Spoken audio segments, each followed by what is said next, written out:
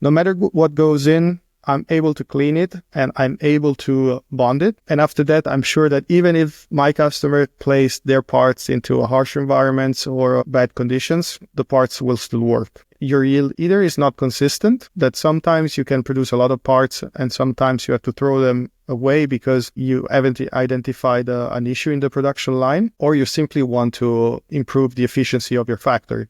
You want to increase your yield because you want to be more cost efficient. In car parts, you need to be sure that they last for decades because you don't want your car breaking down after 2 years and you need to go to the manufacturer to replace something. So these are the requirements that you normally have in the automotive industry. Your parts, they need to last for a very, very long time. Contamination happens, even though, of course, all these processes are done into clean rooms. So they're very well-defined environments with the specifics on the number of particles and everything. Contamination can come from the process itself. So your process needs to solder a part or braze a part. And so you have chemicals that you need to use to improve those steps, and the chemicals will stay on the surface. So you're introducing the contamination yourself. There are different things that you can do to be sure that once you have implemented your plasma step, it will deliver a consistent result, no matter the input state of your parts. The first thing that you can do is when you optimize the process, you optimize for the worst case scenario.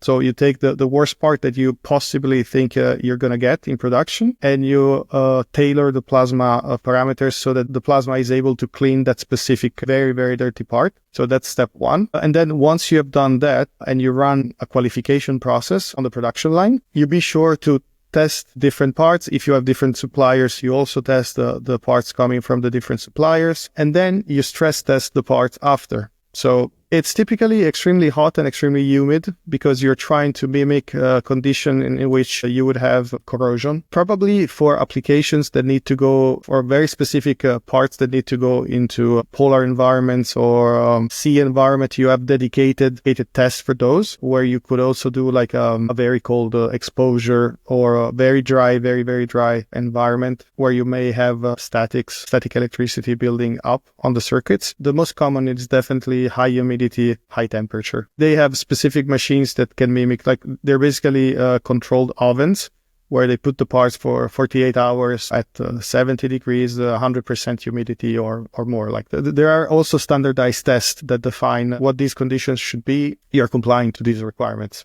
You try to put these parts that you have produced into harsh environments, test them, and if all the tests pass during the qualification process, you're basically good to go. And you're sure that, okay, no matter what goes in, I'm able to clean it and I'm able to bond it. And after that, I'm sure that even if my customer placed their parts into harsh environments or bad conditions, the parts will still work.